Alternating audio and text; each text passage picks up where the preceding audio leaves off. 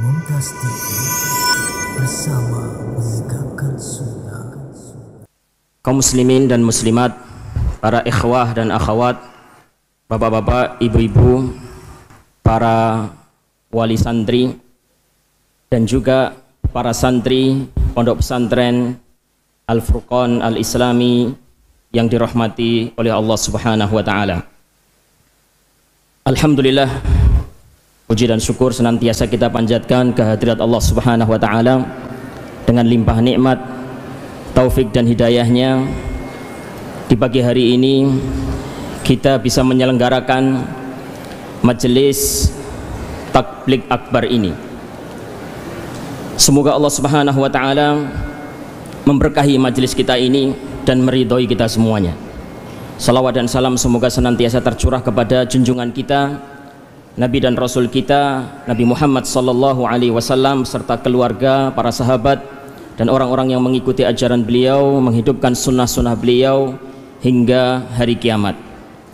Bapak dan Ibu kaum muslimin dan muslimat yang dirahmati Allah Subhanahu wa taala, kami mewakili dari Pondok Pesantren Al-Furqan Al-Islami pertama kali mengucapkan kepada semua hadirin, kepada para wali santri dan juga kepada para santri, khususnya santri baru, ahlan wa sahlan wa marhaban bikum.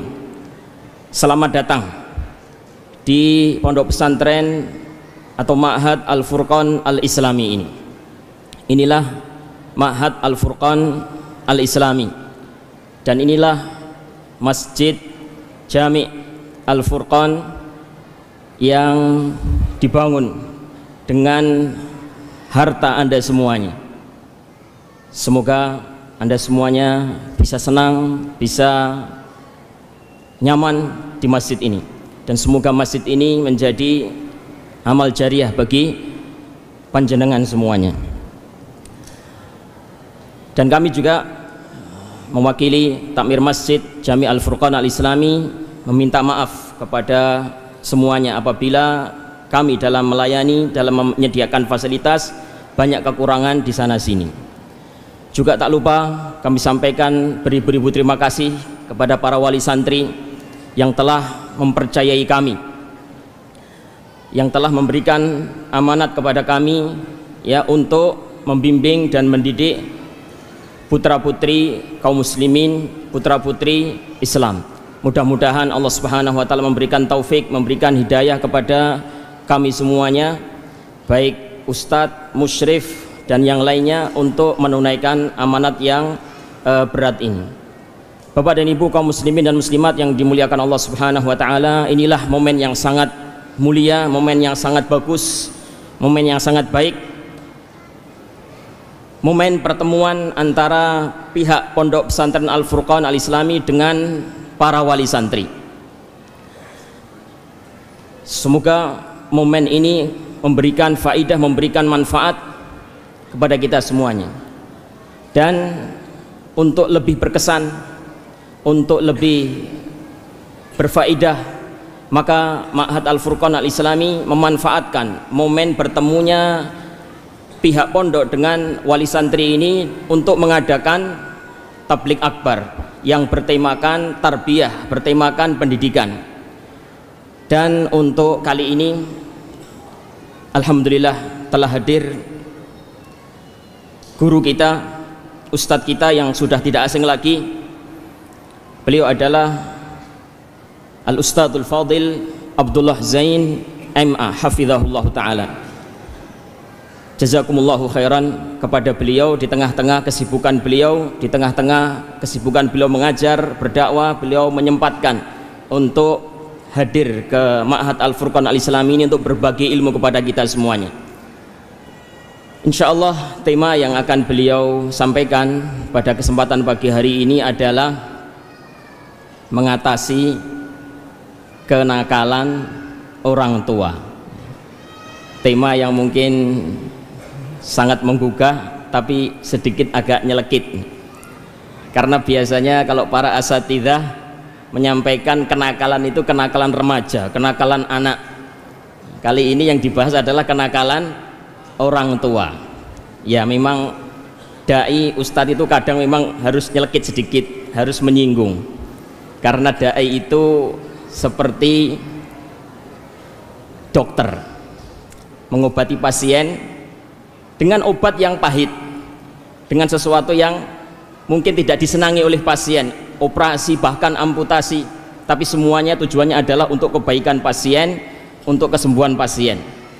Maka Bapak dan Ibu yang dirahmati Allah Subhanahu wa taala, ini adalah tema yang sangat realistis, insya Allah sangat bermanfaat sekali bagi kita semuanya. Mudah-mudahan kita nanti bisa mengambil faidah yang banyak dari apa yang disampaikan oleh guru kita Al-Ustadz Abdullah Zain hafizahullah ta'ala. Baik, tidak perlu berpanjang lebar, langsung saja kepada Ustadzuna Al-Fadil Abdullah Zain hafizahullah ta'ala kami persilahkan. Bismillahirrahmanirrahim. Assalamualaikum warahmatullahi wabarakatuh. Waalaikumsalam warahmatullahi wabarakatuh. Assalamualaikum warahmatullahi wabarakatuh.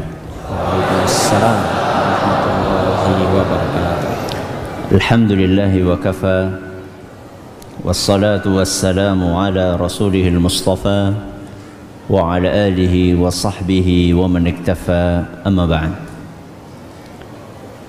Yang kami hormati para asatidzah Ma'had Al-Furqan,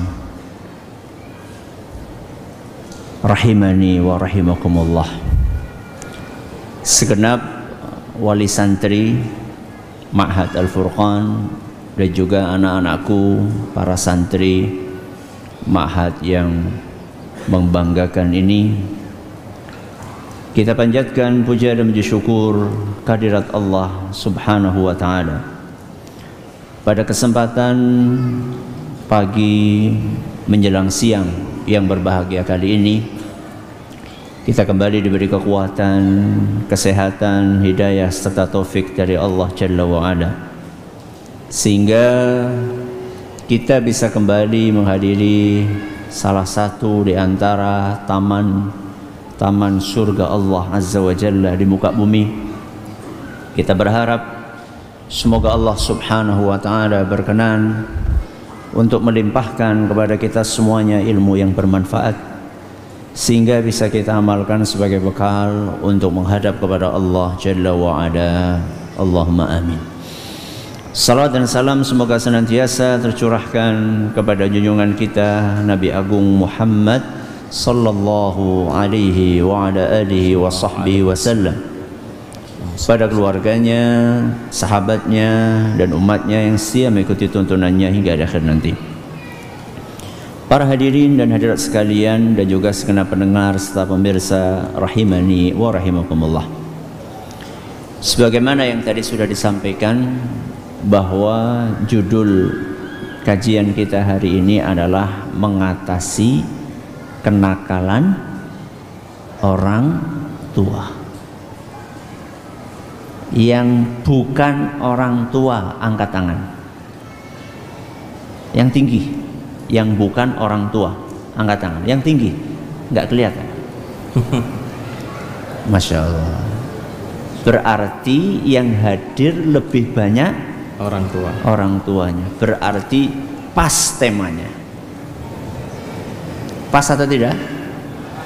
Apa enggak pas? Pas atau enggak pas? Alhamdulillah. Kalau enggak pas bubar kita. Ustaz, kenapa orang tua yang disalahkan? Kenapa bukan anaknya yang disalahkan? Kita kan sudah sering menyalahkan anak. Gantian. Betul santri? Tuh kan? Itu suara dari hati yang paling dalam.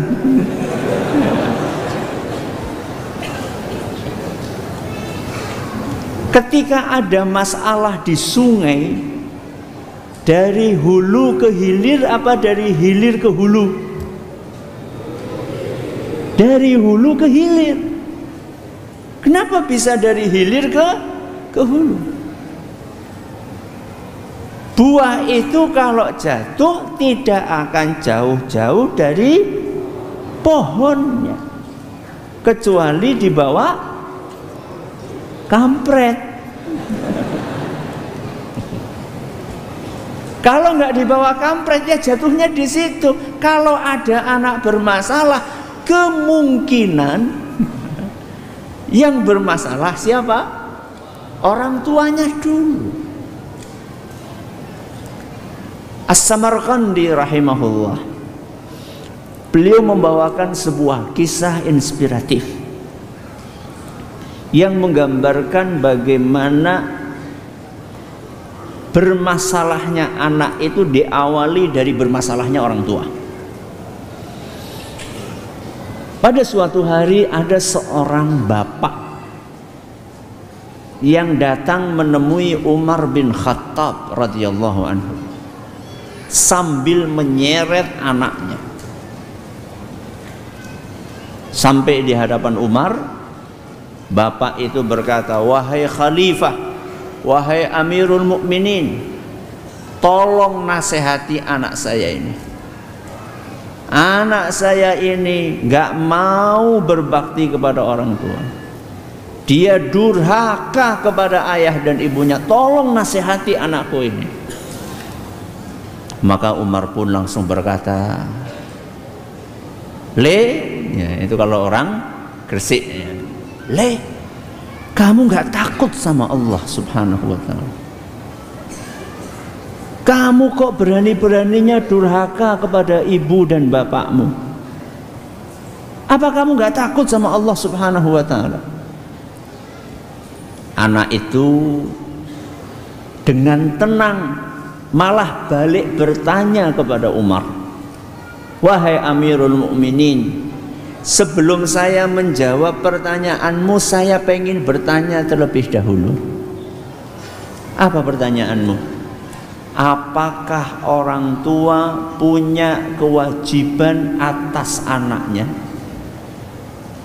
Atau dengan kata lain, apakah anak punya hak atas orang tuanya?"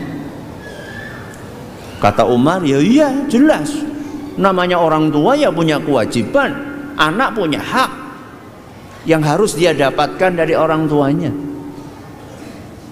Mohon dijelaskan apa hak yang harus saya dapat, yang seharusnya saya dapatkan dari orang tua saya." Kata Umar, 3. 1, haknya anak, bapak harus mencarikan ibu yang baik untuk anaknya. Apa 1?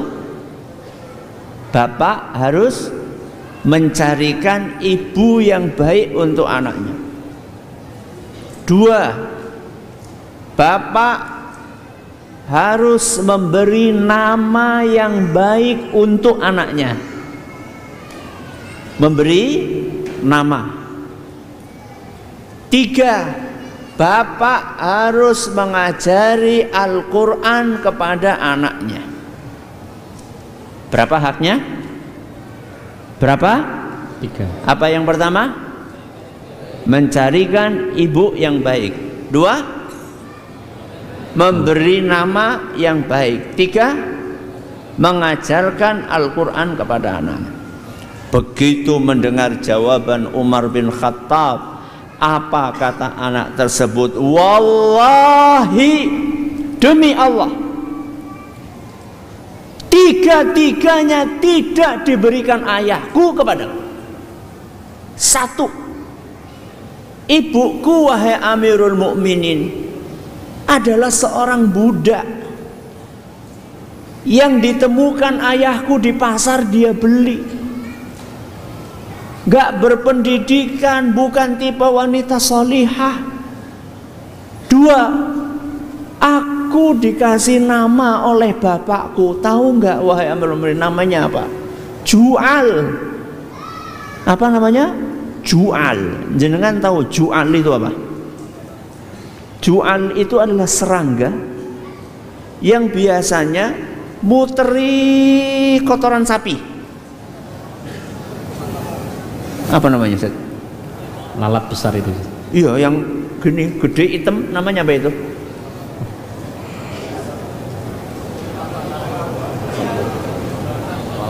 Kumbang. Kumbang kotoran. Kalau jenengan biasanya lihat di pinggir jalan ada muntuk-muntuk itu, ada donat gede warnanya hijau itu. Ya, itu biasanya kan ada hewan yang bikin apa namanya? Bikin garis gitu, muter gitu. Itu jual. Panggilannya juk. Ya. Bayangkan, namanya dikasih nama kumbang kotoran sapi. Kemudian yang ketiga, apa tadi ketiga? Mengajarkan Al-Quran. Demi Allah wahai Amirul Mukminin, satu huruf pun ayahku tidak pernah mengajarkan Al-Quran kepadaku. Begitu mendengar jawaban dari anak tersebut, apa kata Umar bin Khattab? Pergi. Sebelum anakmu durhaka kepadamu, kamu sudah durhaka dulu kepada anakmu. Jadi ketika kita berbicara tentang kedurhakaan, itu tidak selalu identik yang durhaka adalah siapa? Anak. Bisa jadi anak durhaka kepada orang tua karena orang tuanya durhaka dulu kepada anaknya. Maka kalau kita kasih judul mengatasi kenakalan orang tua, itu enggak terlalu nyelekit. Harusnya malah mengatasi kedurhakaan orang tua. Ya. Makanya saya pilihkan yang agak ringan. Ya, kenakalan. Bukan apa tadi? Kedurhakaan. Jangan milih yang mana coba? Ya. Kan masih mending kenakalan daripada nopo kedurhakaan. Apa contohnya? Ya. Contohnya saya akan bawakan 6. Berapa contoh? 6. Bil misal yattadihul maqal. Dengan contoh pembahasan tema akan semakin jelas. Ya, supaya kita punya gambaran contoh-contoh kenakalan orang tua apa saja. Ketika saya sebutkan 6, itu bukan berarti jenis kenakalan orang tua cuma 6. Mungkin saja 12, mungkin saja 18. Saya cuma ngasih contoh 6. Silakan setelah ini jenengan mencari kenakalan jenengan apa. Kalau ternyata 6-6-nya itu enggak, Ustadz saya enggak ada Ustadz, coba mungkin ada kenakalan yang lainnya. Ya, jadi 6 itu cuma nopo? Contoh saja. Baik. Yang pertama, contoh kenakalan orang tua adalah tega membuang anaknya. Apa yang pertama? Tega membuang anaknya. Bismillah. Kami tidak akan membahas membuang beneran. Saya nggak akan bahas orang yang punya anak terus anaknya dibuang di tempat sampah, dibuang di sungai. Saya nggak akan bahas itu. Insya Allah di sini tidak ada. Insya Allah tidak ada. Tapi saya akan membahas tipe membuang yang lainnya. Bukan itu yang akan saya bahas. Yang akan saya bahas adalah orang tua yang membuang anaknya ke pesantren. Wah, mulai kerasa ini, Ustaz. Orang tua yang membuang anaknya kemana? Ke pesantren. Kok bisa Ustadz ada anak yang dibuang ke pesantren? Orang tua yang memasukkan anaknya ke pesantren ini tipenya macam-macam. Ada yang betul-betul ikhlas memasukkan anaknya ke pesantren karena pengen anaknya solih, baik, menghafal Al-Quran, dan dia siapkan betul-betul anak ini supaya masuk ke pesantrennya dalam keadaan dia sudah siap mentalnya, hatinya, fisiknya. Ada tipe yang seperti ini. Ini bukan orang tua yang nakal. Tapi ada sebagian orang tua yang memasukkan anaknya ke pesantren karena dia sudah kewalahan mengatasi kenakalan anaknya. Dia pikir pesantren itu sama dengan bengkel. Bengkel itu tempatnya motor, rusak mobil, rusak sepur, rusak. Itu bengkel. Jadi ketika anaknya sudah nakal, sudah ora jamak nakale, ya sudah enggak karu-karuan nakalnya, baru dimasukkan ke pesantren. Makanya kadang-kadang kita masuk ke pesantren ngelihat anak, dahsyatnya nakalnya luar biasa. Ada sebagian orang memasukkan anaknya ke pondok karena apa? Karena ya nggak diterima di mana-mana, Ustadz. Sudah didaftarkan di sini nggak diterima, di sini nggak diterima, sini nggak terima. Ya sudahlah Ustadz, daripada nganggur di rumah, dimasukkan kemana? Pesantren. Tipe yang nggak benar. Ada lagi tipe yang lainnya adalah kenapa dia membuang anaknya ke pesantren? Karena dia bingung anaknya kokean. Anaknya kebanyakan, bingung dia. Aduh, berasnya ini nggak cukup. Udahlah taruh sana satu, yang sana satu, yang sana satu, dipisah-pisah.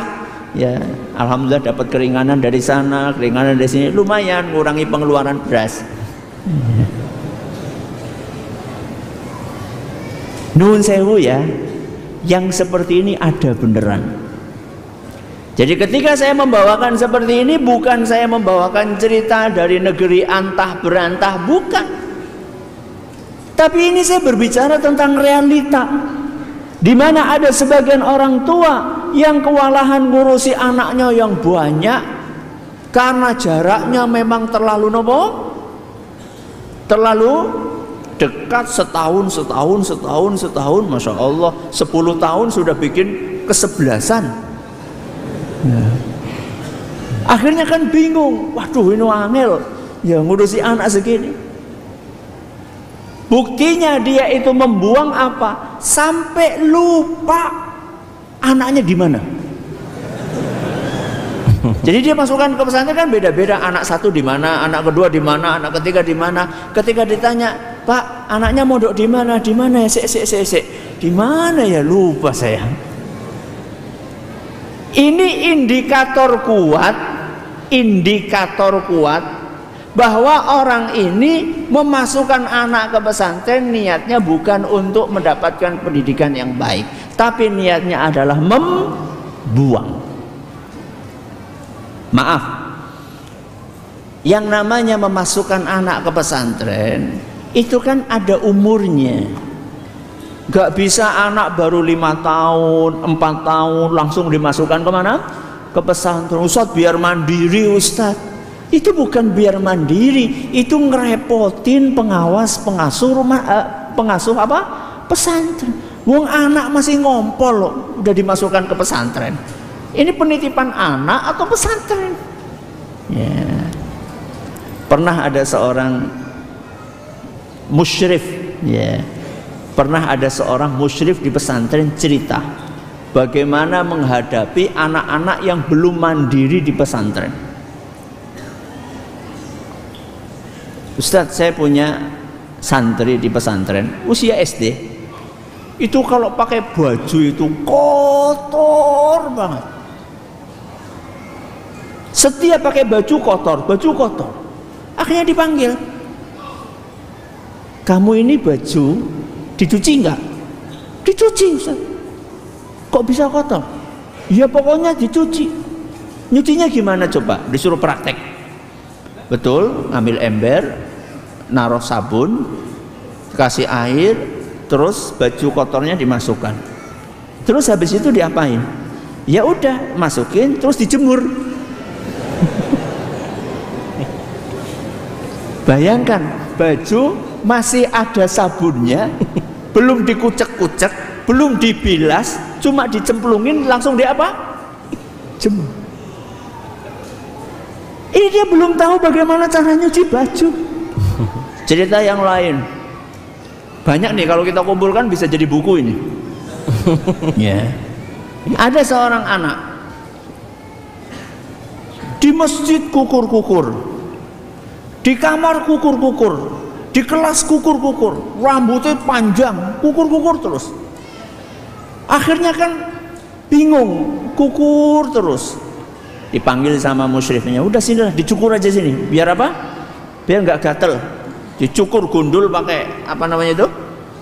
Mesin cukur itu, serot. Astagfirullah. Tahu apa isinya? Tuma. Tahu tuma? Kutu. Berapa Ustadz kutunya? Ratusan. Astaghfirullahaladzim. Apa ya kira-kira anak seumur itu sudah saatnya dimasukkan ke pesantren? Anak umur segitu masih membutuhkan apa? Kasih sayang dari orang tuanya. Ketika anak umur segitu dipisah dari orang tuanya, dia kehilangan sesuatu yang merupakan kebutuhan primer dia. Ini kalau sampai dia tidak dapatkan, akan berpengaruh kepada kondisi psikologis anak tersebut. Tercerabut kasih sayang yang seharusnya dia dapatkan. Maka jangan kaget, ada santri SD di pesantren, SMP di pesantren, SMA di pesantren, tamat dari pesantren lebih nakal dari anak bukan pesantren. Jangan kaget. Kenapa bisa demikian? Mungkin karena dia selama ini tertekan. Mungkin selama ini dia membutuhkan kasih sayang yang itu tidak dia dapatkan dari orang tuanya. Sehingga ketika dia keluar dari pesantren, dia keluar dalam keadaan ingin meluapkan emosinya. Kalau dulu nggak berani sama orang tuanya karena masih kecil, sekarang sudah berani, sudah kuat, sehingga dia bebas melakukan apapun. Jadi niat ketika kita memasukkan anak ke pesantren itu sangat berpengaruh kepada hasil yang akan kita dapatkan setelah anak itu keluar dari pesantren. Niat. Allah Subhanahu wa taala akan memberikan taufik kepada kita, kepada anak-anak kita, kepada guru-guru yang ada di pesantren. Salah satunya adalah dari ketulusan niat kita semuanya. Niatnya orang tua, niatnya anak, niatnya guru. Jadi kalau kita semua, santrinya ikhlas, orang tuanya ikhlas, gurunya ikhlas, itu akan mendapatkan taufik dari Allah. Tapi kalau kita masukkan ke pesantren niatnya nggak ikhlas, niatnya ingin melepaskan tanggung jawab, niatnya ingin lari dari tanggung jawab, bagaimana mungkin Allah akan memberikan taufik kepada orang tua yang seperti itu? Maka perbaiki niat kita. Kalau memang sudah terlanjur, kita punya niat yang tidak benar ketika memasukkan anak kita ke pesantren, anaknya sudah terlanjur di pesantren, maka perbaiki niat tersebut. Kemudian perhatikan anak kita. Jangan kita masukkan ke pesantren cuek, bebek, nggak pernah nanya gimana kabarnya,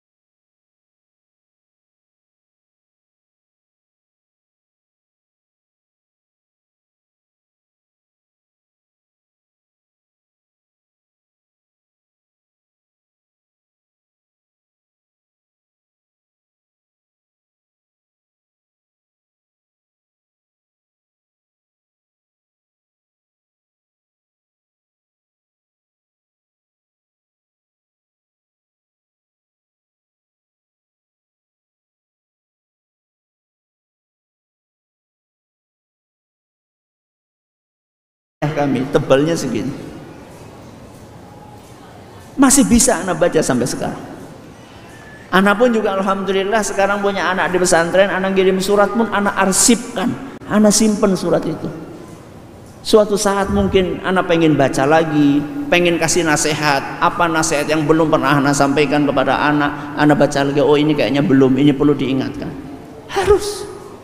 Itu bagian dari tanggung jawab orang tua ketika memasukkan anaknya kemana? Ke pesantren. Contoh yang pertama, apa tadi? Apa tadi? Membuang anak ke pesantren. Contoh yang kedua, cuek dengan pendidikan anak tetangga. Loh, kok anak tetangga? Apa yang kedua? Cuek dengan pendidikan anak tetangga. Kok tetangga, Ustadz? Kan tadi anak sendiri sudah dibahas. Sekarang gantian anak tetangga. Kenapa Ustadz kita mikirin tetangga, Ustadz? Wong itu bukan anak kita. Kita mikirin tetangga karena anak kita mau tidak mau akan berinteraksi dengan anak tetangga. Kalau anak kita baru usia 2 tahun, 3 tahun, mungkin daya jelajahnya cuma di mana? Cuma di rumah. Tapi begitu 4 tahun, 5 tahun, mulai itu daya jelajahnya. Tetangga kanan, kiri, depan. Begitu naik lagi, mulai wilayah kekuasaannya pindah 1 RT. Nanti pindah lagi 1 RW, nanti lama-lama 1 kampung. Kalau kita nggak peduli dengan pendidikan anak-anak tetangga kita, maka suatu saat nanti na'udzubillahi min dzalik, kita akan bingung, kita akan gigit jari. Capek-capek kita mendidik anak kita, tahu-tahu pulang rusak gara-gara pergaulan dengan anak-anak tetangga. Ada 2 tipe orang tua. Yang pertama, orang tua EGP. Kenapa EGP? Emang gue pikirin, cuek, bebek. Tipe yang kedua, ada orang tua overacting, berlebihan. Ada berapa tipe? 2. Yang pertama EGP, yang kedua overacting. Apa maksudnya, Ustaz? Ada sebagian orang tua EGP nggak peduli. Anak tetangga makan pakai tangan kiri terserah, anak tetangga makan sambil berdiri terserah, anak tetangga buang air sembarangan terserah, nggak peduli. Ini tipe EGP. Dia cuma peduli dengan anaknya, nggak peduli dengan anak tetangga. Akhirnya anak tetangga makan pakai tangan kiri dibiarkan, pipis sembarangan dibiarkan, malah kadang-kadang diomongin, mau pipis nak, tuh sana tuh pohon pisang itu lama nggak disirami, udah pipis sana aja, buat urea. Ya. Bukannya diingatkan malah disuruh pipis sembarangan. Ini tipe EGP, nggak peduli dengan pendidikan tetangganya. Yang seperti ini bahaya. Kenapa? Karena nanti kebiasaan buruk yang ada di anak tetangga akan terus-menerus dia lakukan, lama-lama menular kepada anak kita. Coba bayangkan, tetangga sebelah kanan cuek, kiri cuek, depan cuek, belakang cuek, semuanya cuek, nggak ada yang menyinggung, nggak ada yang menasehati. Padahal Nabi SAW sudah berpesan, man ra'a minkum munkaran falyughayyirhu biyadihi, fa in lam yastati' fa bilisanihi. Barang siapa yang melihat kemungkaran, hendaklah dia mengubah kemungkaran itu dengan tangannya. Tidak bisa maka dengan lisannya. Dengan lisan itu bagaimana? Mengingatkan, Duk, kok kamu makannya sambil berdiri? Duduk nak. Loh, kamu kok makannya pakai tangan kiri, pakai tangan kanan nak? tangan kanan nak. Kalau misalnya tetangga pertama mengingatkan, kok belum mau, tetangga dua mengingatkan, belum mau, tetangga ketiga, keempat, kelima, lama-lama insya Allah anak itu akan peduli. Seperti di masjid. Seperti di masjid. Anda tidak tahu di masjid Jami Al-Furqan ini, anak-anaknya biasanya kalau waktunya sholat itu sepi, baik, atau pada lari-lari. Lari-lari. Ya. Mana yang suka lari-lari? Angkat tangan. Oh, nggak kelihatan. Di atas. Anak kasih resep. Santri-santri, ini kan yang udah besar-besar ini. Anak kasih resep. Itu anak-anak bukan anak antum, betul? Betul? Betul. Tapi antum nggak boleh cuek. Kenapa nggak boleh cuek? Karena kalau anak-anak itu lari-lari, siapa yang terganggu? Antum. Maka jangan cuek. Bagaimana caranya? Caranya adalah masing-masing dari antum megang satu anak. Kalau bapaknya tidak ada. Kalau bapaknya ada, maka yang tanggung jawab bapaknya. Maka bapak-bapak, para ikhwan, siapapun yang membawa anak ke masjid harus tanggung jawab. Kalau nggak mau tanggung jawab, nggak usah bawa anak ke masjid. Boleh Ustaz, saya bikin gitu. Nggak apa-apa. Ya, saya ulangi. Nggak apa-apa katanya beliau. Bapak-bapak bawa anak harus tanggung jawab. Nggak mau tanggung jawab, jangan bawa anak ke masjid. Bagaimana tanggung jawabnya? Tanggung jawabnya begitu dia bawa anak ke masjid, suruh sholat di sampingnya. Bukankah Rasulullah Sallallahu Alaihi Wasallam ketika membawa cucunya Umamah, apa yang dilakukan oleh Nabi? Digendong, akan rukuk diletakkan, bangkit lagi digendong lagi, akan sujud diletakkan, akan berdiri digendong lagi. Dari awal sholat sampai akhir sholat, Nabi SAW gendong cucunya. Ini namanya tanggung jawab. Bapaknya tidak ada, ustadz lagi kerja, ya sudah santri-santri. Bagaimana caranya? Santri dewasa, anak kecil. Santri dewasa, anak kecil. Santri dewasa, anak kecil. Insya Allah akan mengurangi keributan. Karena kalau anak kecil dijejer-jejer, Allahu Akbar, kayak nggak pernah jadi anak kecil. Baru Allahu Akbar, ya mulai ya. Yang sampingnya nggak terima, kakinya mak jedut. Bosen kanan kirinya, pergi keluar pura-pura pipis, masuk ke masjid, ada sarung, prot, melorotin sarungnya orang lagi jamaah. Ada sampai kayak gitu di sini enggak ya? Enggak ya? Belum. Belum kelihatan. Aduh, belum. Mudah-mudahan enggak. Tanggung jawab. Jadi antum kayak gitu caranya. Ana pernah sholat di sebuah masjid. Maghrib saat itu. Masjidnya 2 lantai, nggak terlalu besar. Imamnya begitu akan mulai sholat, ayo anak-anak semuanya naik ke lantai 2. Anak mulai nggak enak ini. Wah, ini tanda-tanda nggak baik ini. Ayo bapak-bapak rapatkan softnya, maju ke depan. Anak-anak, ayo, itu kenapa belum ke atas? Ayo naik ke atas. Wah, ini anaknya dijadikan 1 di lantai berapa? 2. Bapak-bapaknya jadi 1 di lantai 1. Apa yang terjadi? Bal-balan. Tahu bal-balan? Bukan hanya bercanda, main bola di atas. Wong anak-anak dijadikan 1 kayak nggak pernah jadi anak kecil aja. Ya. Jadi idealnya resep yang mungkin bisa dipraktekkan seperti itu. Dewasa, anak-anak, dewasa, anak-anak.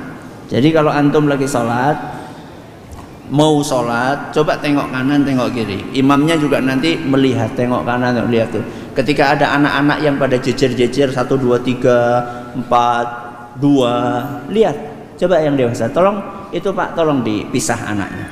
Ya, ini adalah bentuk kepedulian dengan anak tetangga kita. Karena apa? Karena begitu nanti kita mati, yang akan melanjutkan masjid ini adalah anak-anak kecil tersebut. Berapa ini? Berapa ini? Dua. Apa yang pertama? Membuang anak ke pesantren. Yang kedua? Cuek dengan pendidikan anak tetangga. Yang ketiga, menyia-nyiakan energi ekstra anak. Menyia-nyiakan energi ekstra anak. Kita kadang-kadang itu heran dengan anak-anak kita yang aktivitasnya luar biasa.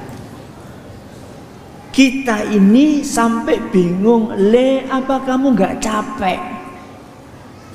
Betul atau tidak? Lari sana, lari sini, mainan ini, mainan itu.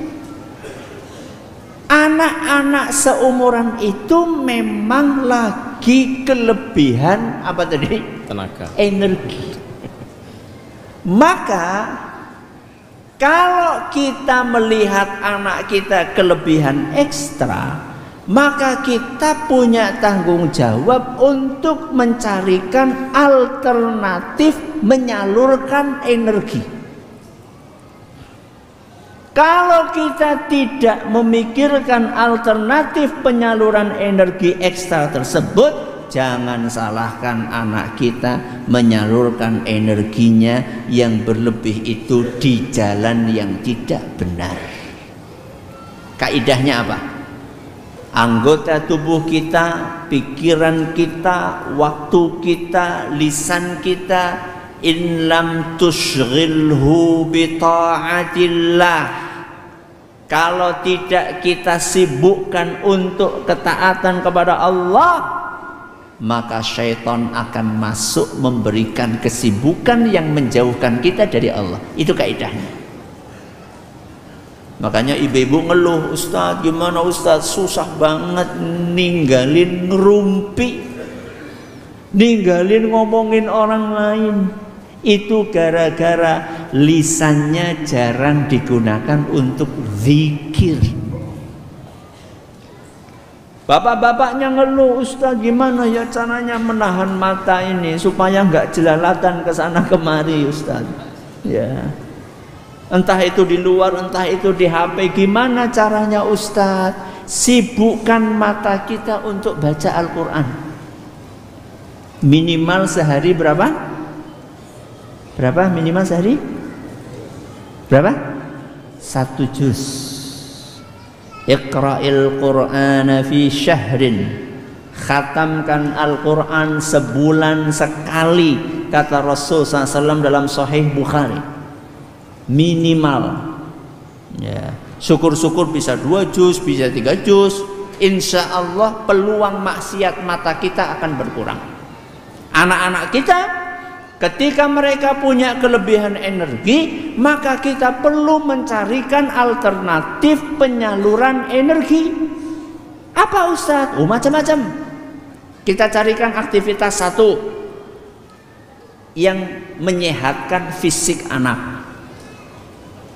2, yang mengasah kreativitas anak. Yang ketiga, yang melatih tanggung jawab anak. Ini beberapa alternatif aktivitas anak. Yang pertama, apa tadi? Mengasah otak. Menyehatkan fisik anak. 2, apa tadi? Mengasah kreativitas anak. 3, melatih tanggung jawab anak. Ini beberapa alternatif. Yang pertama, carikan kegiatan yang bisa menyehatkan fisik anak. Apa itu, Ustaz? Permainan-permainan yang melibatkan fisik. Coba kita perhatikan mbah-mbah kita dahulu. Permainannya apa? Contoh, Gobak sodor. Ya. Gobak sodor itu cuma duduk aja atau lari ke sana lari kemari? Lari ke sana kemari. Contoh yang lain apa? Petak umpet. Apa? Benteng-bentengan, betul. Ana pernah itu benteng-bentengan kalah terus. Contoh yang lain, pakai bola itu apa namanya? Kasti. Ya, ya. Ada yang lain, enggerang. Tahu enggerang? Yang dari bambu, kemudian kita naik di atasnya, enggerang. Coba antum perhatikan, permainan-permainan yang diwariskan orang tua kita dahulu kepada kita, rata-rata permainan-permainan yang melibatkan fisik dan menyehatkan. Bedakan dengan permainan zaman ini, apa? Sampai jarinya keriting. Ya. Ini permainan menyehatkan apa? Ini permainan bukan menyehatkan tapi menyakitkan. Menyakitkan dompet, menyakitkan mata, menyakitkan punggung, ya. Menyakitkan hati. Ya. Coba sekarang kita kasih alternatif kepada anak kita. Banyak orang tua mengeluhkan, Ustaz, anak saya ini susah Ustaz, ya kecanduan gadget Ustaz. Kalau nggak megang gadget itu rasanya susah, bingung, marah-marah. Antum sudah menyediakan alternatif kegiatan apa buat anak antum? Ustaz, anak saya sukanya main bola. Belikan bola, belikan sepatu, supaya dia lari sana lari sini, pulang-pulang capek tidur. Ya, habis sholat tentunya. Ya. Ustaz, anak saya sukanya lari Ustaz. Bagus, dilatih lari. Nanti kalau antum punya punya usaha pengiriman jasa, antum anaknya 10, nak lari sana nak. Kan ngirit kan. Kamu ngirim ke sana nak. Ustaz, anak saya sukanya mana? Belikan busur. Ya. Ini adalah alternatif kegiatan yang menyehatkan fisik. Yang kedua apa tadi? Mengasah kreativitas. Ada sebagian anak itu nggak suka aktivitas fisik. Dia sukanya utek-utek. Utek-utek itu apa? Sukanya itu ahli bongkar nggak bisa pasang. Jadi sukanya bongkar-bongkar. Saya punya anak itu sudah menghabiskan berlusin-lusin pulpen anak. Jadi sukanya bongkar-bongkar. Terus nanti tahu-tahu pernya itu pulpen yang kayak gini, itu bagus. Ya. Pulpen yang kayak gini itu kan ada apanya? Per. Ada pernya. Ada yang bawa pulpen kayak gini. Ini kalau pulpen yang cetek-cetek kayak gini, itu kan ada apanya? Ada pulpen di sininya nih. Astagfirullah. Nah, ini nih. Ini berlusin-lusin pulpen anak habis gara-gara ini, nggak ada ini. Tapi insya Allah pulpen antum nggak anak jadikan korban. Ada sebagian anak sukanya bongkar-bongkar. Udah kasih alternatif apa sukanya dia? Sukanya apa? Oh, sukanya gambar Ustaz. Kasih gambar. Buku gambar, pulas, tahu pulas? Pulas itu krayon. Ya, pensil berwarna, cat air, ya. Ketika dia bikin gambar itu dia apresiasi. Ya. Jangan, ini gambar apa, Nak? Oh, benang bundet ini. Apresiasi. Kita, wah, Masya Allah, Nak, ini gambarmu abstrak. Saking kita nggak paham ini gambar apa. Kemudian kalau perlu kita kasih figura, ya. Kemudian kita tempelkan hasil karya anakku, siapa namanya misalnya Bilal misalnya, tanggal berapa, tempel di ruang tamu. Besoknya ini 1 tahun kemudian, anak itu senang. Ya. Kasih mereka kesempatan, kasih mereka fasilitas. Ustadz, kalau gambarnya di tembok gimana? Ya gimana lagi? Ya, baru dicat Ustadz, ya mending di tembok. Ada seorang anak gambar itu di mobil dan pakai cutter. Bayangkan itu. Jadi dia ingin mengungkapkan rasa cintanya kepada orang tuanya, kepada bapaknya, ambil cutter dia, Abi sret, aku cinta kamu. Gimana coba kira-kira bapaknya keluar gimana? Ya. Dia belum paham bahwa aktivitas itu merugikan. Dia pengen mengungkapkan kasih sayangnya. Kalau pakai pensil, pakai apa dihapus cepet. Ini pakai cutter kan lama. Ya. Jangan dicontoh ya nak ya. Ini cuma contoh aja dan ini kejadian nyata. Ya. Maka kita kasih alternatif apa? Anak ini sukanya apa? Ya. Baik. Ini yang kedua. Yang pertama apa tadi?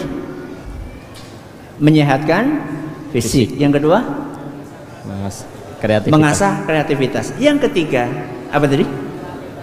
Melatih tanggung jawab. Apa melatih tanggung jawab? Kasih anak ini kegiatan merawat hewan piaraan. Merawat hewan piaraan. Anak ini sukanya apa? Ada yang sukanya burung, ada yang sukanya kucing, ada yang sukanya ikan, ada yang sukanya ayam. Kasih. Bukankah Rasulullah Shallallahu Alaihi Wasallam ketika kecil biasa menggembala kambing? Bahkan kata Nabi SAW dalam hadis yang diriwayatkan oleh Imam Bukhari, bukan cuma beliau saja, ma ba'atsallahu nabiyyan illa ra'al ghanam. Semua nabi pernah menggembala kambing. Semua nabi. Ini melatih tanggung jawab. Kata sebagian ulama, para nabi itu akan merawat umat. Sebelum mereka merawat umat, maka mereka perlu dilatih merawat hewan piaraan supaya nggak kaget nanti ketika merawat umat. Ada yang punya kambing? Angkat tangan. Tidak ada. Masya Allah. Ada yang punya kambing? Kambing itu kalau dilepaskan, itu kan yang kecil-kecil kan lari ke sana, lari kemari, lari ke sana. Tahu-tahu sudah di mana? Begitulah kira-kira umat. Manusia itu disuruh ke sini ke sana, disuruh ke sana ke sini. Ya samalah kayak antum santri kayak gitulah. Ya. Disuruh berangkat ke masjid malah sembunyi di kamar mandi. Ya. Disuruh masuk kelas malah pergi kemana. Ya. Itu butuh kesabaran.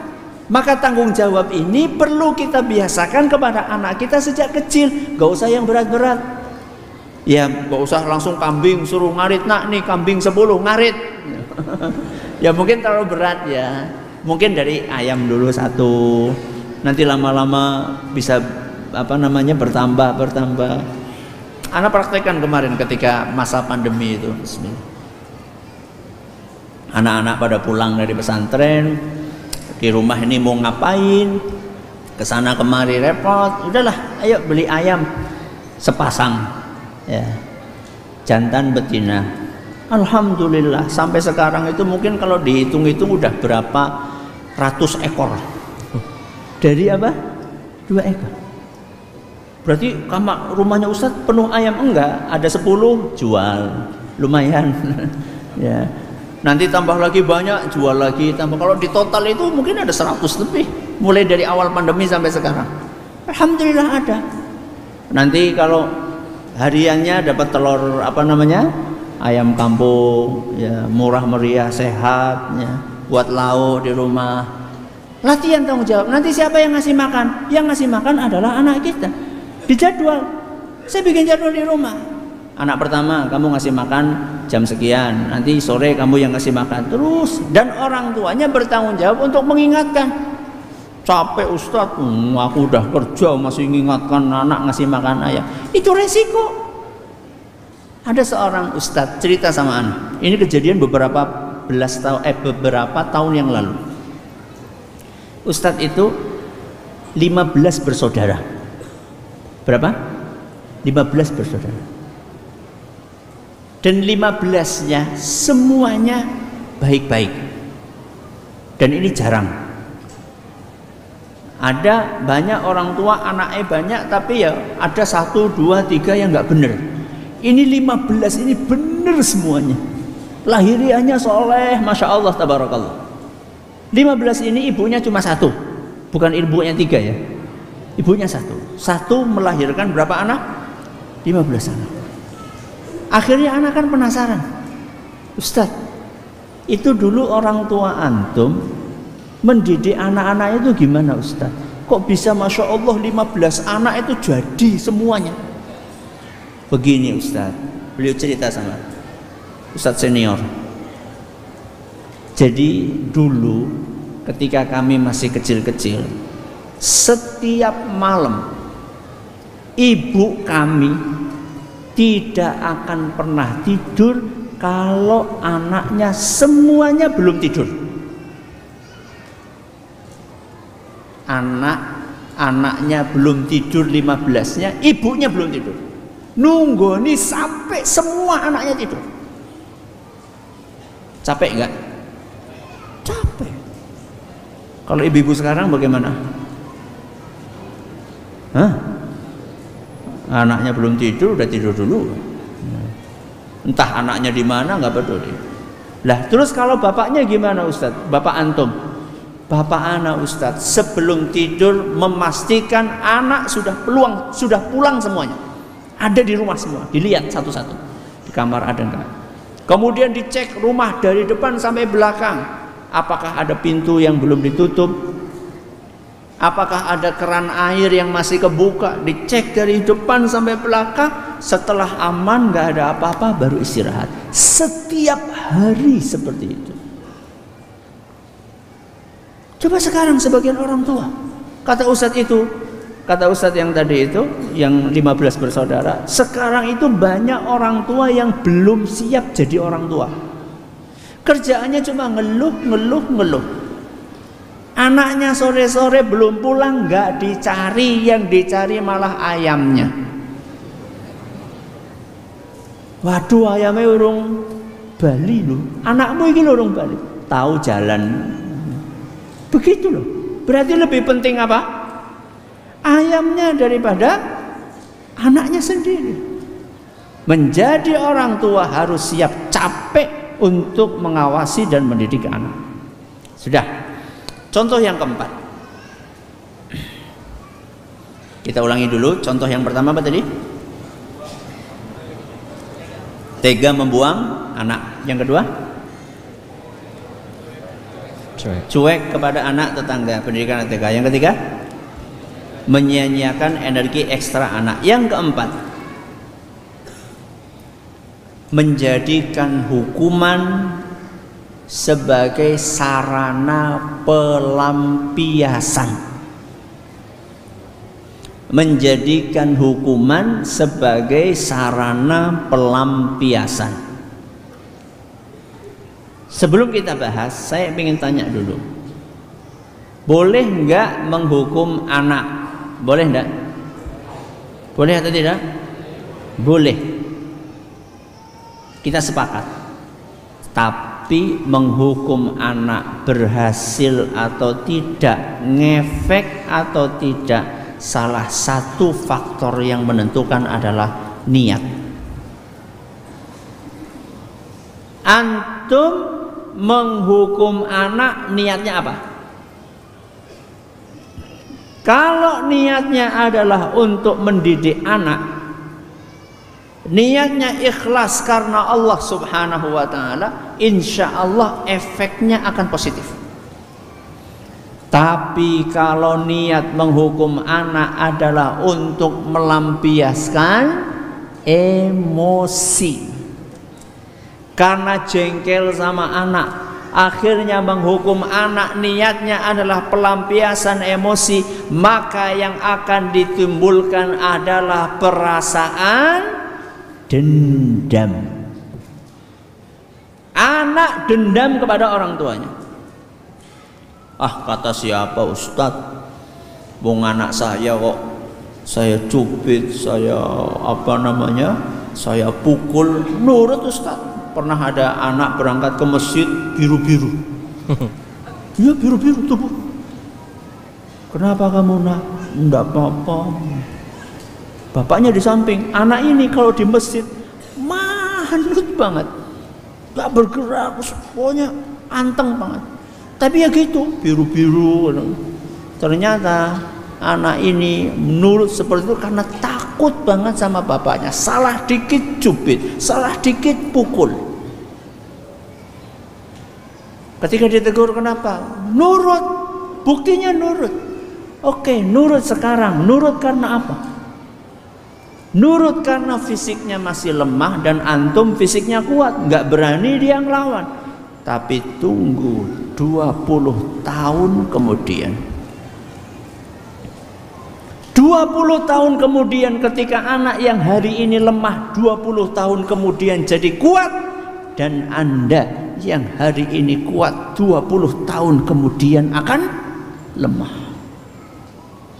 Betapa banyak anak yang tega memukuli orang tuanya ketika orang tuanya sedang butuhnya kasih sayang dari anaknya, karena anak dendam kepada orang tua. Maka menghukum anak itu niatnya bukan melampiaskan emosi. Buktinya melampiaskan emosi apa Ustaz?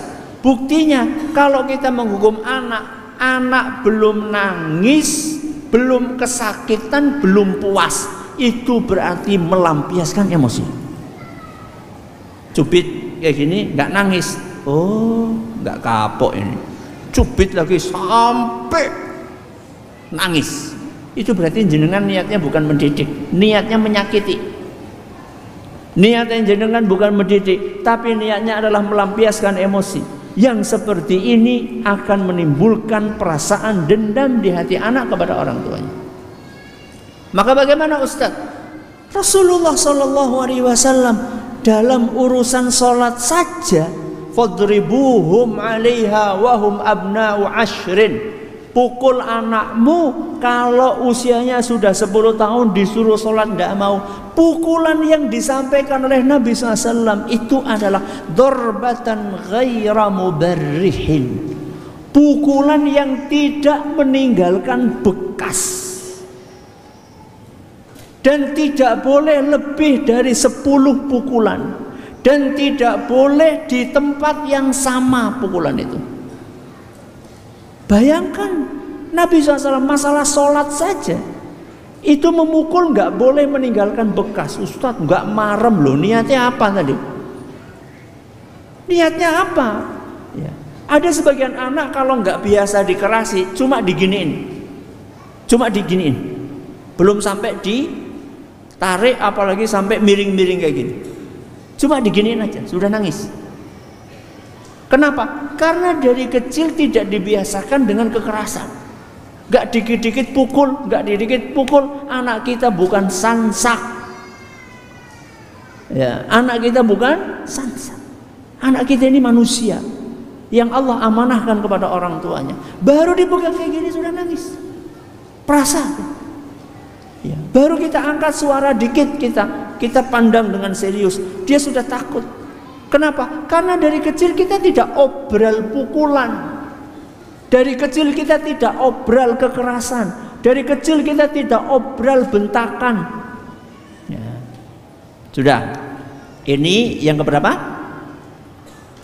Yang keempat. Yang kelima, hanyut tren gadget. Apa yang kelima? Hanyut tren gadget.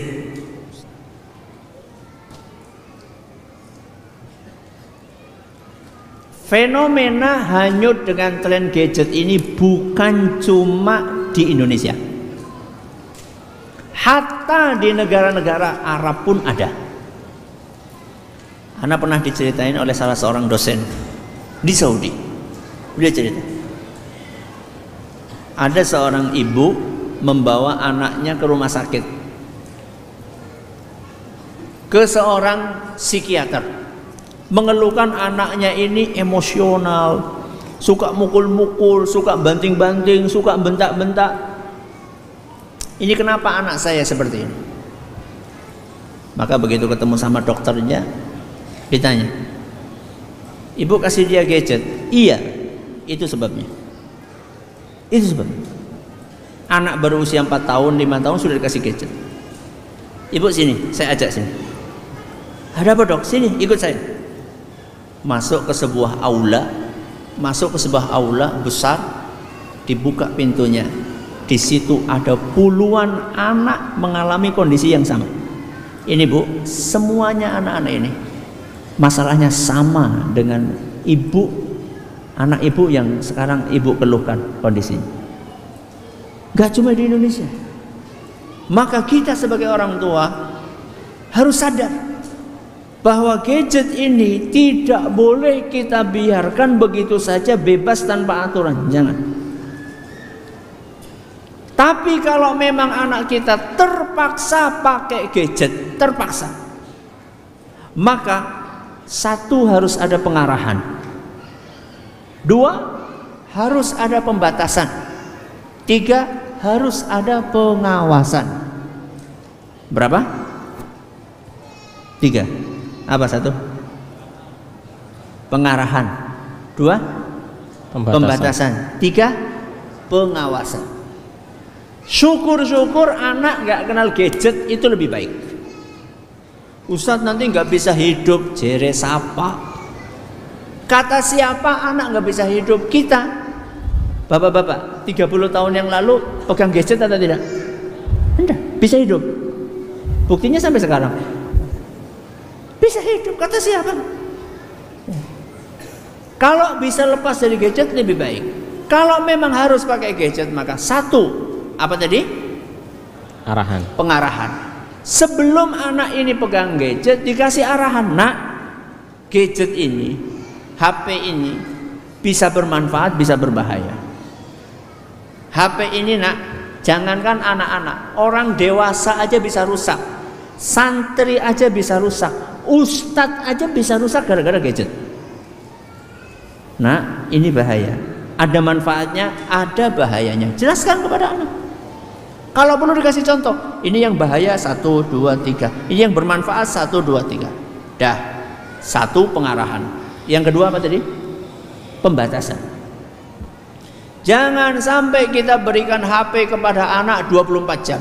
Apalagi anak sudah punya kamar sendiri, bisa dikunci dari dalam. Kalau ada anak seperti itu masuk kamar, pegang gadget, pegang laptop, ada sarana internet dari dalam kamar dikunci, itu mencurigakan. Maka harus ada pembatasan. Bagaimana cara membatasinya Ustadz? Cara membatasinya adalah dengan disyarati. Nah, kamu boleh pegang HP, syaratnya terserah, jangan bikin syarat. Hafalan Al-Quran kayak, murojaah Al-Quran kayak, harus baca sekian halaman dalam sehari. Setelah selesai baca Al-Quran, apa tugas rumah tangga? Suruh nyapu kayak, atau ngepel, atau jemur, atau nyuci piring, atau nyuci baju, atau apalah pekerjaan, ngasih makan ayam. Setelah tugas-tugas ini selesai, baru nih pegang HP. Batasi. Nah, kamu dapat boleh pegang HP, tuh lihat seberapa jam. Tuh lihat setengah jam. Pasang apa namanya itu? Stopwatch. Pasang stopwatch. Begitu pegang HP, stopwatch. Kita juga ngawasi. Anak pegang, nak sudah seberapa jam? Iya bi. Nak 20 menit? Iya bi. Nak 30 menit? Sudah. Sebentar. Enggak, sudah setengah jam. Ambil. Marah, nangis, enggak apa-apa, rapateen. Enggak masalah. Ajari mereka disiplin. Dua, pembatasan. Yang ketiga apa? Pengawasan. Anak setelah kita kasih HP, jangan dibiarkan. Kita duduk di sampingnya. Kalau kita nggak bisa duduk di sampingnya, setelah selesai anak pakai HP, kita lihat apa historinya, yang dibuka apa, supaya kita bisa tahu yang dibuka baik atau tidak baik. Jangan-jangan nggak baik. Kalau nggak baik, segera diingatkan. Ini nggak baik nak, jangan diulangi. Kalau diulangi lagi, Abi nggak akan kasih. Jadi harus 3 hal ini. Apa tadi yang pertama? Pengarahan, pembatasan, pengawasan. Yang terakhir, yang keenam, di antara bentuk kenakalan orang tua lupa mendoakan anaknya. Apa? Lupa mendoakan anaknya.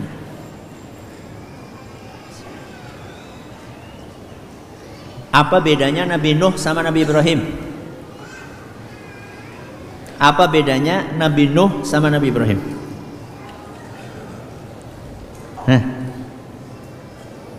Nabi Nuh anaknya tidak beriman. Nabi Ibrahim Bapaknya tidak. bapaknya tidak beriman. Nabi anaknya seperti itu, bapaknya seperti itu. Kita Nabi bukan. Kita ini lemah. Kita butuh bantuan yang maha kuat, yaitu Allah Subhanahu wa ta'ala. Minta sama Allah, doa. Termasuk terkait dengan masalah HP, minta sama Allah Subhanahu wa ta'ala. Syekh Abdul Razak Al-Badr hafizahullah, ketika beliau membawakan kisah seorang pemuda yang minta zina, berizin apa? Berzina kepada Nabi SAW. Kan dinasihati sama Nabi SAW. Setelah itu diapain? Didoakan oleh Nabi SAW. Allahumma ighfir dzambah wa tahhir qalbah wa hassin farjah. Allahumma ighfir dzambah, ya Allah ampunilah dosanya. Wa tahhir qalbah, sucikanlah hatinya. Wa hassin farjah, dan jagalah kemaluannya, kehormatannya. Apa kata Syekh hafizahullah? Anak-anak kita sekarang itu membutuhkan untuk banyak-banyak didoakan. Godaan yang dihadapi anak-anak kita hari ini jauh lebih berat dibandingkan godaan yang kita hadapi sekian puluh tahun yang lalu. Sekian puluh tahun yang lalu kalau mau melihat aurat wanita susah. Jarang ada wanita keluar buka aurat. Ke bioskop gak sembarang, TV juga jarang. Sekarang begitu mudahnya anak-anak melihat aurat hanya lewat alat yang tadi saya bilang di dalam saku, tinggal dibuka. Maka kita harus minta sama Allah, minta doa sama Allah. Dan kalau seandainya suatu saat anak kita susah, diomongi susah, diatur susah, dinasehati susah, berpikir positiflah. Allah sedang mengingatkan kita agar banyak-banyak mendoakan anak kita. Berpikir positif seperti itu. Rabbi habli minas salihin, ya Allah karuniakan generasi yang saleh untuk kami. Rabbana hablana min azwajina wa dzurriyyatina qurrata a'yun, ya Allah jadikanlah kami, keluarga kami, pasangan kami qurrata a'yun, orang-orang yang menyejukkan pandangan mata kami. Waj'alna lil muttaqina imama, jadikan kami panutan untuk orang-orang yang bertakwa. Rabbi ja'alni muqimas salati wa min dzurriyyati Rabbana wa taqabbal du'a, ya Allah jadikanlah aku termasuk dan juga anak-anakku termasuk orang yang menegakkan salat. Minta sama Allah Azza wa Jalla. Kalau terkait dengan godaan syahwat tadi, minta sama Allah Azza wa Jalla seperti yang dicontohkan oleh Nabi SAW. Kita punya anak banyak, Allahumma ighfir dzunuba auladina wa tahhir qulubahum wa hassin furujahum. Minta sama Allah Azza wa Jalla siang malam di waktu-waktu yang mustajab. Jangan kita sampai lalai untuk mendoakan anak kita. Ini adalah 6 hal yang mudah-mudahan bermanfaat bagi kita semuanya untuk introspeksi buat saya pribadi dan juga buat jamaah sekalian. Wallahu taala a'lamu bissawab. Masih ada sisa waktu, silakan kalau ada pertanyaan bisa disampaikan. Jazakumullahu khairan Ustadzana al-Fadil. Banyak sekali faidah ilmu yang bisa diambil dari muhadarah beliau. Baik, di sini ada beberapa pertanyaan Ustadz.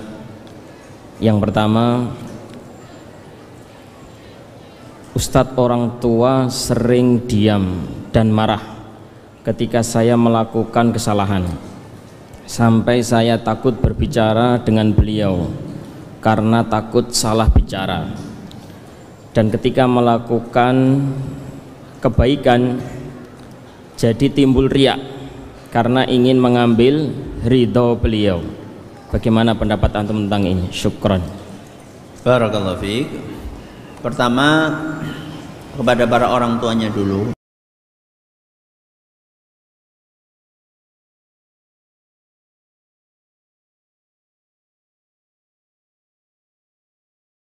Dalam kebakaran. Maksudnya bagaimana? Orang tua yang hanya merespon anaknya kalau lagi ada masalah, seperti pemadam kebakaran, kapan nguing kalau ada kebakaran. Jangan jadi orang tua yang seperti itu. Ketika anak kita melakukan kebaikan, diapresiasi. Ketika anak kita melakukan keburukan, dinasehati dengan cara yang baik. Jangan cuma didiamkan, walaupun diam salah satu bentuk teguran. Ini buat orang tua. Buat anak, andaikan antum punya tipe orang tua seperti itu, maka apa yang antum lakukan, takut ngomong, kemudian takut salah, itu benar. Tapi antum harus berusaha untuk mencari waktu ketika orang tua hatinya sudah mood. Apa mood? Sudah reda, emosinya sudah reda, baru antum ngomong. Karena kalau antum ngomong ketika orang tua lagi jengkel, jangankan salah ngomong, bener ngomong saja, itu kadang-kadang memancing emosi. Maka antum bukan berarti juga ikut diam seterusnya, enggak.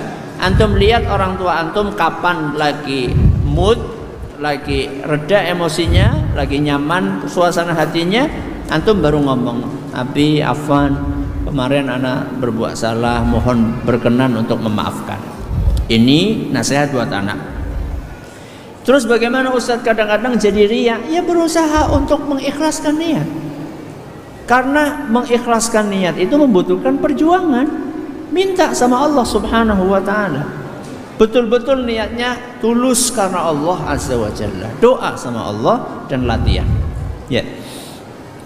Pertanyaan berikutnya Ustadz, bagaimana jika orang tua membiarkan anak melihat TV dan HP dengan alasan anak butuh hiburan dan lagian juga masih kecil? Tergantung megang HP-nya yang dilihat apa, di TV yang dilihat apa. Jadi hiburan itu boleh, tapi bukan dengan hal-hal yang diharamkan oleh Allah Azza wa Jalla. Itu bukan hiburan, itu mendatangkan kemurkaan dari Allah Subhanahu wa ta'ala. Jadi hiburan itu tidak selalu identik dengan hal-hal yang tadi disebutkan. Pegang HP, nonton TV, tergantung apa yang ditonton, tergantung apa yang dimainkan. Kalau yang ditonton nggak benar, menyelisih ajaran agama, yang dimainkan di HP juga menyelisih ajaran agama, maka tidak boleh walaupun alasannya untuk hiburan.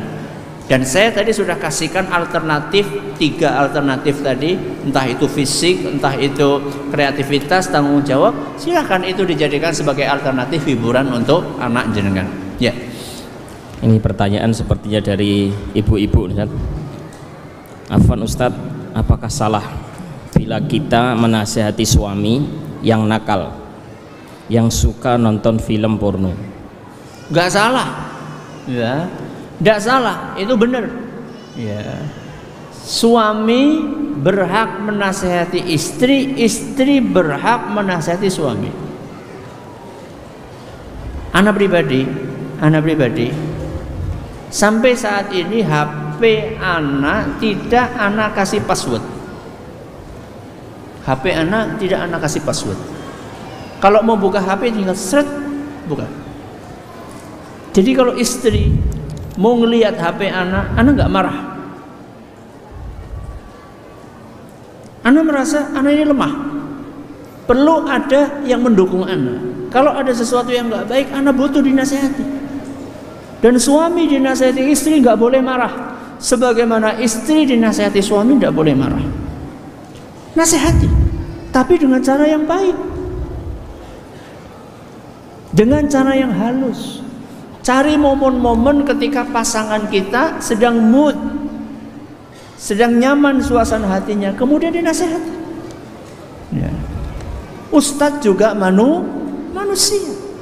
Ada saatnya khilaf, ada saatnya salah. Perlu ada yang mengingatkan. Kita berumah tangga, suami dengan istri, salah satu tujuannya adalah agar bisa saling menasehati sehingga masuk surga bersama-sama.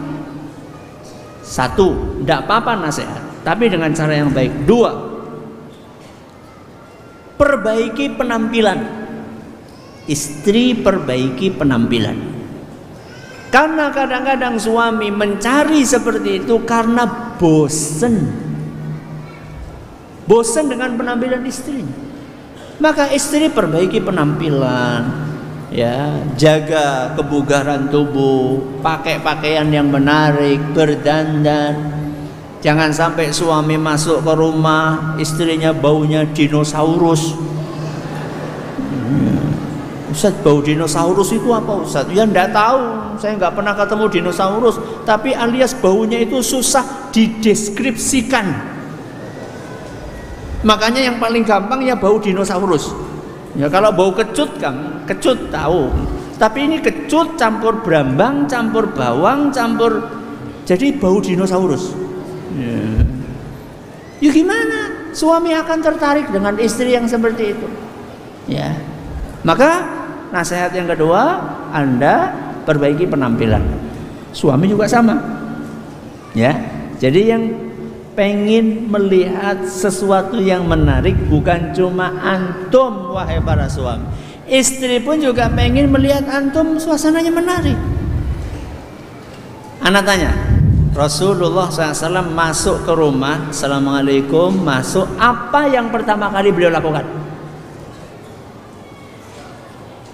Siwak, bersiwak. Kenapa? Supaya kalau ngobrol, ketemu sama istrinya, gak bau jengkol. Di zaman Nabi kayaknya gak ada jengkol kayaknya. Gak bau rokok. Ya. Berarti habis ngerokok sikatan? Enggak, jangan ngerokok maksudnya. Maaf ya, nun sewu nih, nun sewu yang masih ngerokok ya. Saya itu pernah sholat di samping orang yang ngerokok sudah puluhan tahun. La haula wa la quwata illa billah. Begitu takbir Allahu Akbar, itu ya Allah, bukan bau rokok, bau asbak.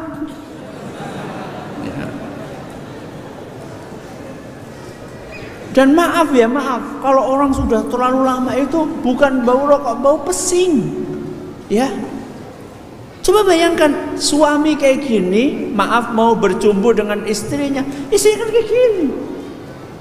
Makanya Rasulullah SAW masuk rumah pertama kali apa? Bersiwak. Nabi SAW suka pakai apa? Parfum, pakai minyak wangi. Ya. Jadi ini dua nasihat mudah-mudahan bermanfaat. Ya. Baik. Berikutnya apakah benar dan boleh apabila tatkala setelah berbuat kebaikan kita memamerkan kepada orang tua agar mereka senang, seperti apabila kita berhasil mendapatkan ranking 1 kemudian memamerkannya kepada orang tua?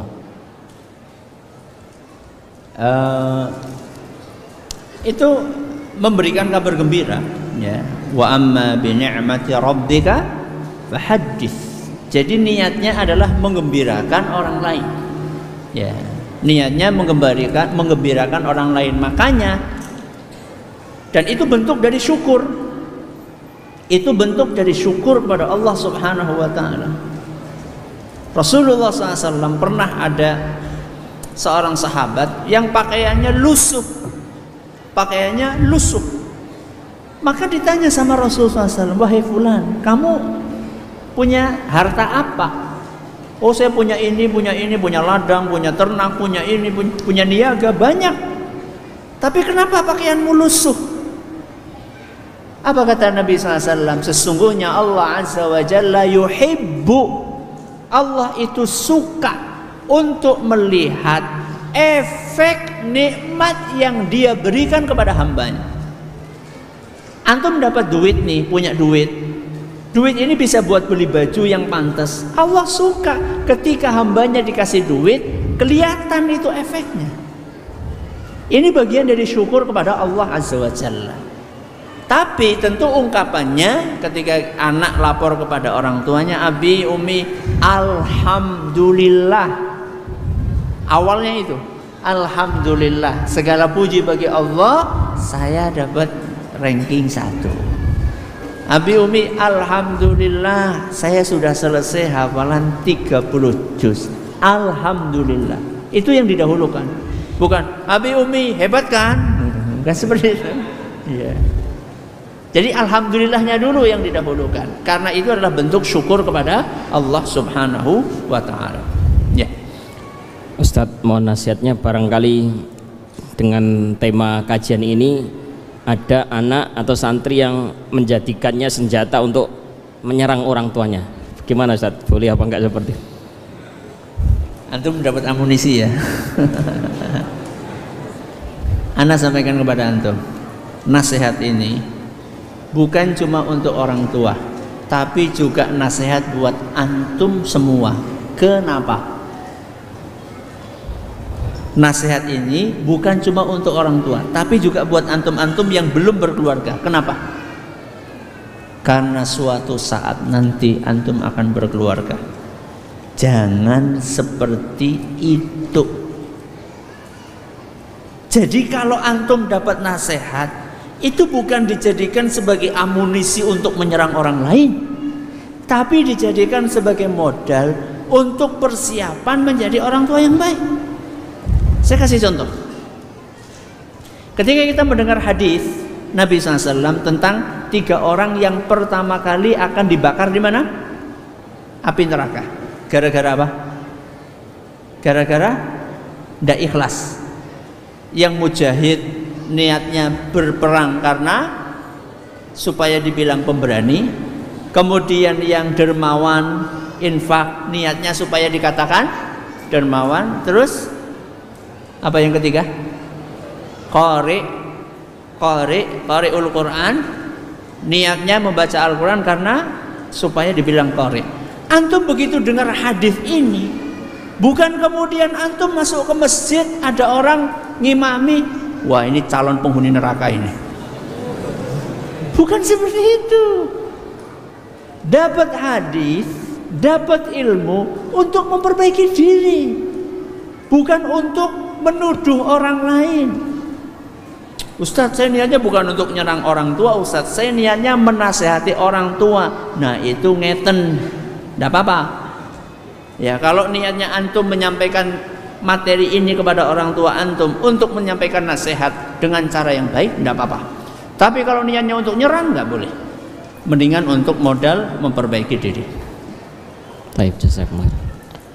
Ustadz, ana punya orang tua yang usianya sudah mencapai 80 tahun, sehingga sifatnya mulai kembali ke kanak-kanakan, sehingga terkadang menimbulkan kejengkelan hati.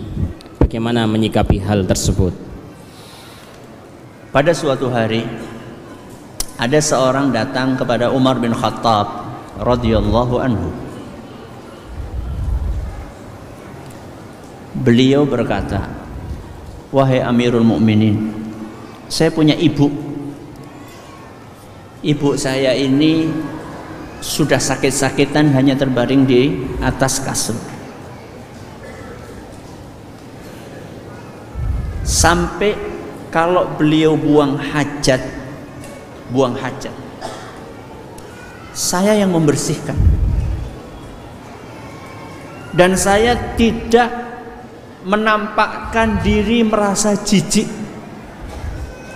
Saya enggak nutup hidung saya lakukan tugas saya itu, nadai kotoran orang tua, membersihkan kotoran orang tua dengan hati yang lapang. Apakah yang saya lakukan ini sudah bisa membalas jasa ibu saya? Apa kata beliau? Belum. Yang kamu lakukan ini belum membalas jasa ibumu. Kenapa wahai Amirul Mukminin?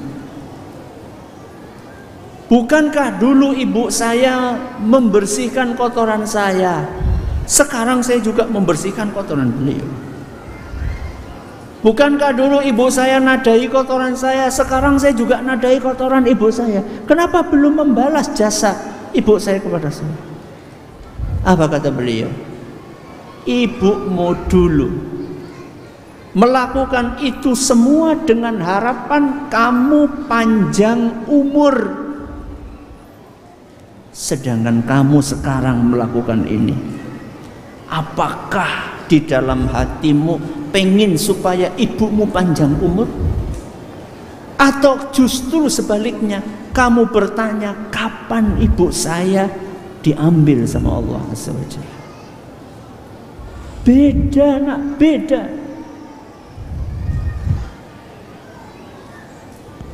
Anak ketika merawat orang tuanya, apakah niat di dalam hatinya, ya Allah, mudah-mudahan ibu saya bisa panjang umur sehingga saya bisa punya kesempatan lebih lama lagi merawat ibu saya? Apa seperti itu? Tidak ada orang tua yang merawat ibunya. Maaf, gak ada orang tua yang merawat anaknya, ganti popok, bersihkan kotoran, yang di dalam hatinya, ya Allah, kapan anak saya mati? Tidak ada. Yang ada adalah, ya Allah, kapan anak saya tambah besar, saya pengen dia sehat. Coba bandingkan dengan anak yang merawat orang tuanya, yang bertanya-tanya, ini sampai kapan saya merawat ibu saya seperti ini? Saya katakan kepada penanya, antum wajib bersyukur kepada Allah, diberi kesempatan punya orang tua sampai lanjut usia.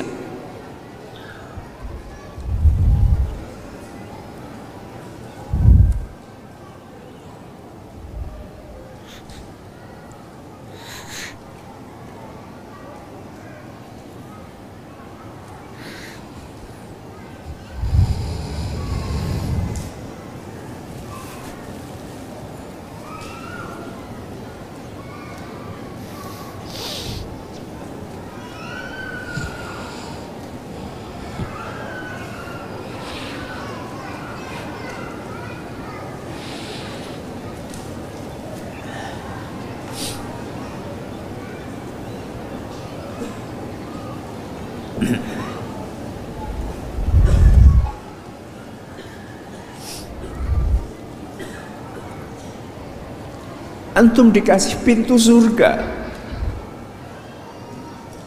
Allah menyediakan pintu surga untuk antum di rumah antum. Kenapa antum mengeluh? Allah dekatkan pintu surga, gak dibikin jauh, dibikin dekat di dalam rumah. Celaka anak yang diberi kesempatan pintu surga di rumahnya, kemudian dia menyia-nyiakan pintu surga tersebut. Celaka. Nabi SAW doakan itu dan diamini oleh malaikat Jibril. Nabi yang berdoa, yang mengamini Jibril, kurang apa lagi? Ya. Harusnya ketika kita sempat menjumpai ayah dan ibu kita dalam keadaan lanjut usia, seharusnya kita bersyukur kepada Allah Azza wa Jalla. Betapa banyak anak-anak yang tidak sempat melihat orang tuanya, bahkan ketika orang tuanya masih muda sudah meninggal dunia. Betapa banyak anak yang seperti itu. Ustadz, tapi kan jengkel. Ustadz, sabar. Apa dulu perilaku antum, tingkah pola antum tidak menjengkelkan orang tua antum? Sama. Ya. Maka ana nasihatkan kepada saudara penanya atau saudari penanya, antum harusnya bersyukur kepada Allah. Dikasih kesempatan seperti itu. Sabar. Semakin orang itu lanjut usia, maka dia akan semakin perasa, semakin perasa. Dia akan lebih cepat memahami ketidaksukaan kita, kejengkelan kita, walaupun kita sama-sama ngasih minum, sekedar kita naruhnya, sekedar seperti itu saja, sekedar kita naruhnya nggak pelan-pelan, itu langsung tersinggung orang tua, karena perasa. Maka harus betul-betul hati-hati.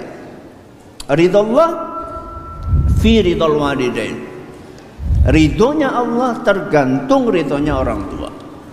Maka jangan sampai mengecewakan orang tua, membuat sedih orang tua, membuat nangis orang tua. Kata para sahabat, membuat nangis orang tua itu adalah salah satu bentuk kedurhakaan anak kepada orang tua. Antum yang di pondok anak-anak, jangan kecewakan. Jangan kecewakan orang tua antum. Berusaha belajar sebaik mungkin. Jangan sampai orang tua di rumah mendapatkan berita antum melakukan ini, melakukan itu, melanggar peraturan pondok, orang tua jadi pusing, bingung, mikirin antum. Jangan. Ya. Usahakan yang sampai kabar kepada orang tua adalah kabar yang baik-baik, yang membuat mereka bangga, membuat mereka senang, membuat mereka tersenyum, membuat mereka menangis terharu, bukan membuat mereka susah. Karena durhaka kepada orang tua salah satu dosa yang hukumannya akan diberikan di dunia sebelum di akhirat. Selain kezaliman, salah satu dosa yang akan diberikan hukumannya di dunia sebelum di akhirat adalah durhaka kepada orang tua. Maka jangan sampai anak yang durhaka kepada orang tuanya baru sadar ketika anaknya nanti durhaka kepada dia. Itu adalah bentuk balasan dari Allah Azza wa Jalla. Na'udzubillahi min dzalik. Sudah hampir jam 11, mungkin kita cukupkan satu pertanyaan lagi saja. Baik. Wallahu taala a'la wa alam. Terima kasih atas perhatiannya, menurut segala kewenangannya. Mudah-mudahan apa yang kita pelajari bermanfaat bagi kita semuanya. Wallahu taala a'lamu bissawab. Wassallallahu ala nabiyyina Muhammadin wa ala alihi wa sahbihi ajmain. Wassalamualaikum warahmatullahi wabarakatuh.